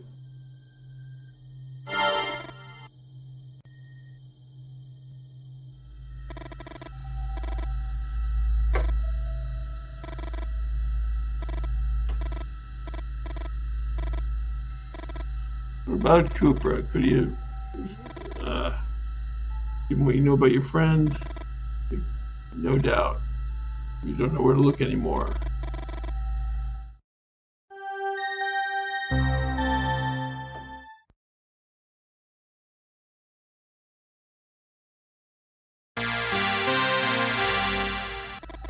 All right. I think I screwed up the investigation. I'm not sure. Didn't you learn anything in school? Ava laughed, stretching out her left hand, looking at their engagement ring. Syndic dodge is a figure of speech. And you use a part of something to refer to the whole, or did you really think that you were going to just take my hand in marriage? You told Cooper you were marrying Ava. You told him what she said about Syndic dodges. Cooper waited for you to finish and smiled. He said that you'd been very, very lucky. Not only had you found somebody you loved, but you also learned a thing or two. A few weeks later, Cooper would have dinner at your house and meet Ava. They talk about work, about books. Oh my God! About you. One of them would mention the Synodach and start to laugh. Look for examples, ignoring your complaints. Laughing at your annoyance. They clink glasses every time they come up with a new one.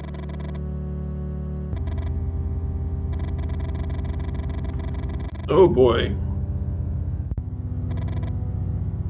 Condemned and crossed for the same thing. You're not sure if this is an example of a Synodach or not. Time is running out. You need to act. You touch your chest and feel the microphone you carry between your fourth and fifth rib. Oh boy. You need some kind of evidence of whatever the hell's going on to explain your actions to the agency. Cars moving slowly, maintaining a constant speed. You ponder what might happen if one of the cars in the front were to speed up. Or vice versa. Lou would be dismembered. You know, dismemberment as a form of execution is a long history. Right. Okay. What was his name?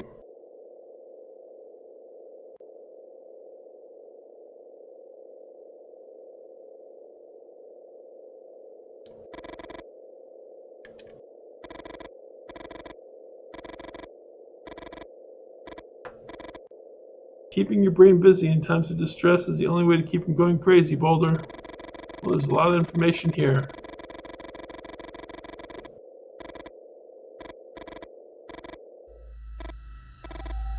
Alright.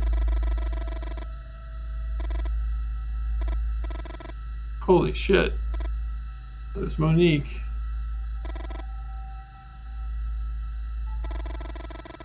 Something big's happening tonight.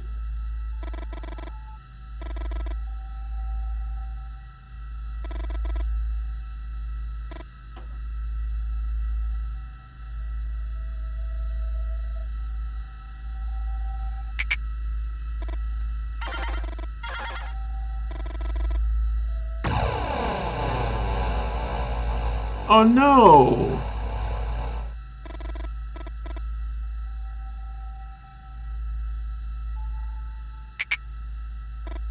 Oh, it's gonna be the passenger window.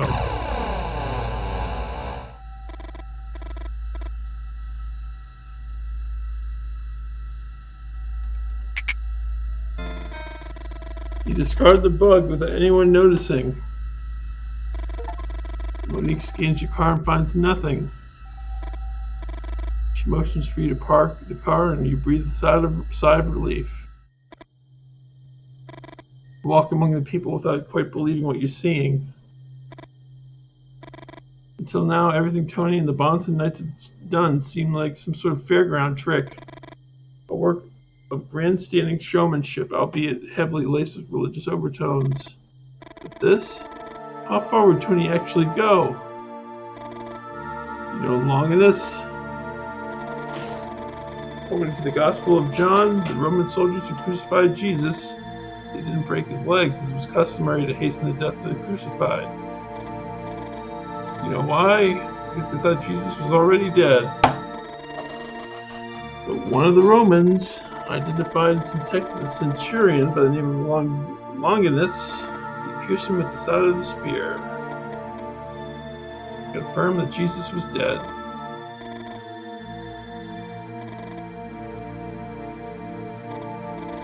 He caused a wound that by itself had killed Jesus to find out if Jesus was already dead. He corroborated the fact by provoking the same fact, eliminating all contingencies. And confirming the idea that one way or another, our destiny is already written. You hear that, Lou? I don't need you. I don't need you. Lou's scream is lost among the cheering of the crowd. You can't take it anymore. You have to do something.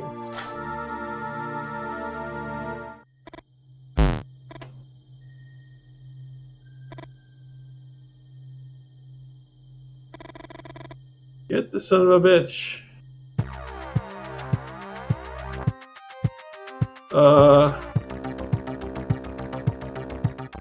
Kick. What?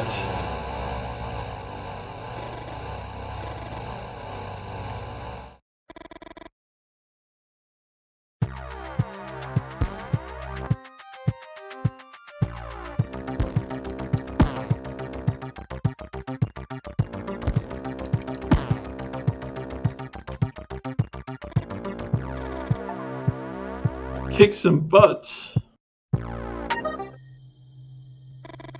The adrenaline keeps you on your feet. A helicopter?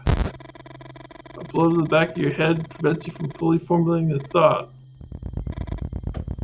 Monique. Help me with these two. What?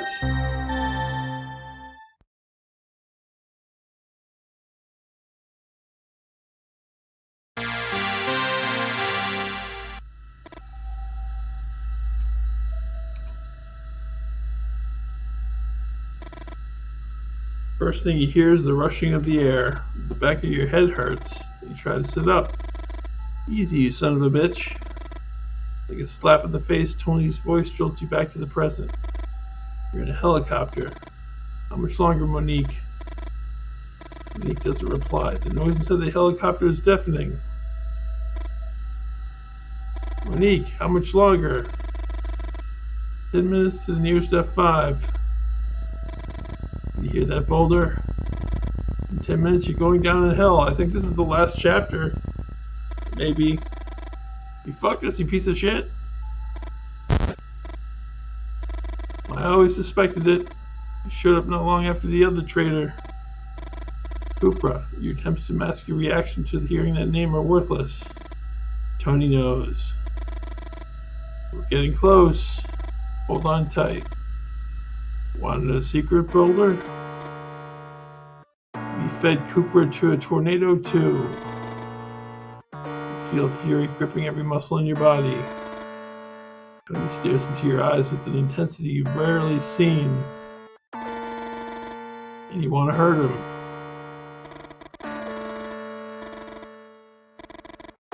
You can't headbutt him because Tony knows.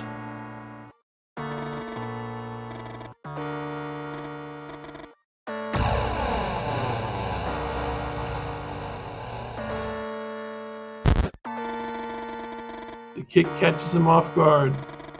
Get up as fast as you can. Tony, what's going on back there? The turbulence increases and everything spins. Nothing I can't handle. Keep us flying. Your stomach churns. The helicopter's losing altitude.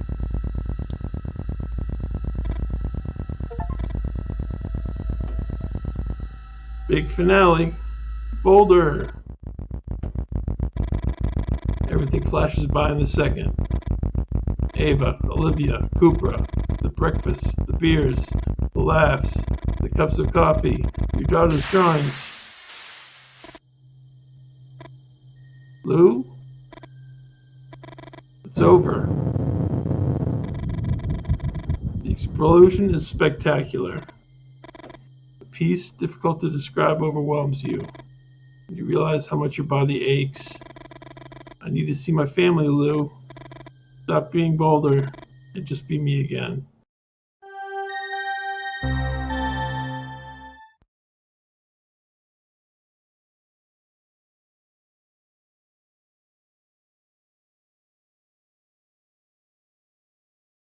All right. I think that's is that it? Let's check to see the end of the credits. Well, that's interactive fiction for you. It was certainly a lot of text, but it was interesting.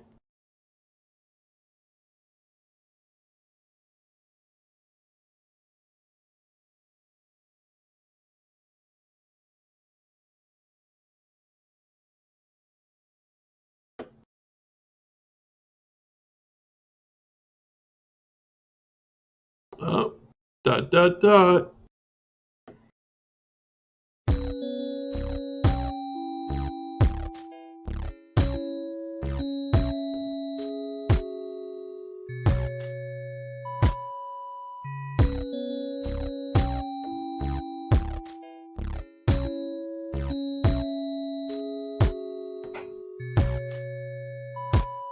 Oh yeah, a lot of passion went into it.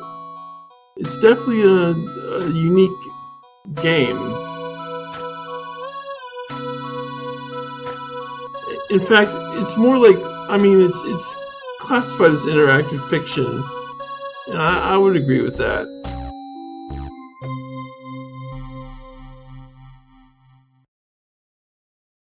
It's basically a lot of words, but for what it is, it's really interesting.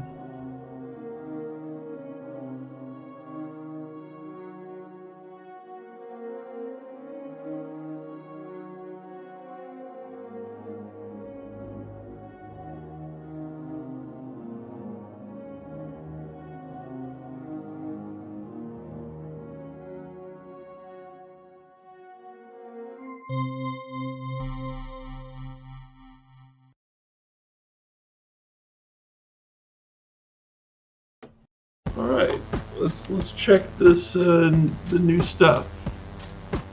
So we got gallery, we got Boulders Extra. Oh, right, okay. I don't need to... Come on, don't...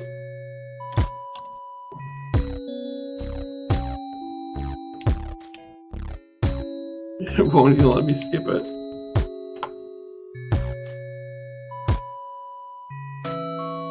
So bold is extra and lose extra are just those scenes.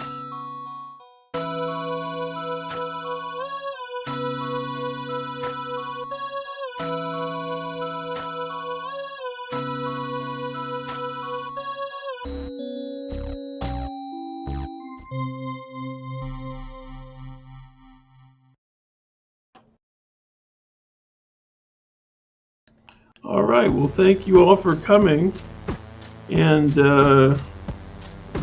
we will have something new next time. I believe that's Sunday, so at 8 p.m. Eastern, and hope to see you then. Bye-bye.